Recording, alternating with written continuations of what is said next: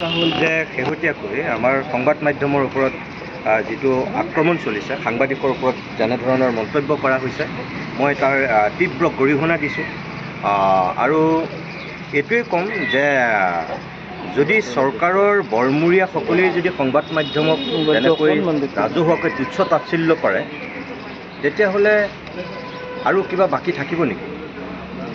জয়ন্ত মল্ল বৰুৱাই যেনেকৈ কালি মানে সৰু সাংবাদিক ডাঙৰ সাংবাদিক শ্ৰেণী বিভাজন কৰিছে, মই তাৰ তীব্ৰ বিৰোধিতা কৰিছোঁ।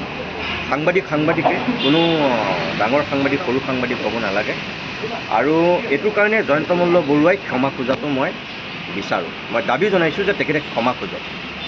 ২ নম্বৰ কথা, কিছু সময়ৰ পূৰ্বে মই গম পাইছোঁ যে মাননীয় মুখ্যমন্ত্ৰী হিমন্ত বিশ্ব শৰ্মাই এই ঘটনাটোক লৈ দুখ প্ৰকাশ কৰিছে আৰু তেখেতে জয়ন্ত মল্ল বৰুৱাক কম বুলিও কৈছে। মই নাজানো তেওঁ সেই কথাটো কিমানখিনি বাস্তৱত ৰূপায়িত হয়।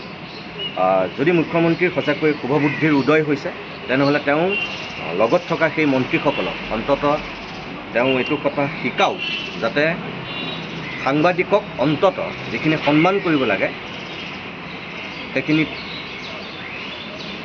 মন্ত্ৰী বিধায়ক যিসকল জনপ্ৰতিনিধি তেওঁলোকে প্ৰথম তাৰ নজিৰ সৃষ্টি কৰে। আৰু এই যে কোন মালিক, কোন পেপাৰ, কোন চেনেল এনেকৈ যে সোধে, মুখ্যমন্ত্ৰী মহোদয়েও যে প্ৰশ্ন কৰে, মই ভাবোঁ সেইবিলাকৰ কাৰণেই আচলতে তেওঁৰ লগত থকা মন্ত্ৰীবিলাকে এনেধৰণৰ সাহস পাইছে। মুখ্যমন্ত্ৰীয়েও সেই ধৰণৰ প্ৰশ্ন কৰাটো উচিত নহয়। আৰু সেইকাৰণে আজি জয়ন্ত মল্ল বৰুৱাৰ দৰে এগৰাকী মন্ত্ৰীয়ে এনেধৰণে প্ৰশ্ন কৰিব পাৰিছে। আজি যদি আমি সাংবাদিকসকলে জয়ন্ত মল্ল বৰুৱাৰ সংবাদমেল যদি আমি বয়কট কৰোঁ, তেতিয়া তেওঁ সংবাদ আমি যদি নিদিওঁ, সকলো যদি আমি সাংবাদিক একত্ৰিত হওঁ, তেতিয়া সেইকাৰণে মূৰত ধৰিব নালাগে মানুহৰ নিজৰ যিটো ভুল, সেইটো তেওঁলোকে স্বীকাৰ কৰাটো আমি বিচাৰোঁ।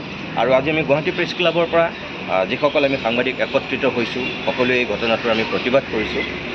এইটোৰ পৰা মই ভাবোঁ যে সাংবাদিকসকলৰ শক্তি অন্ততঃ তেওঁলোকে বুজি পোৱা উচিত। হ'ব।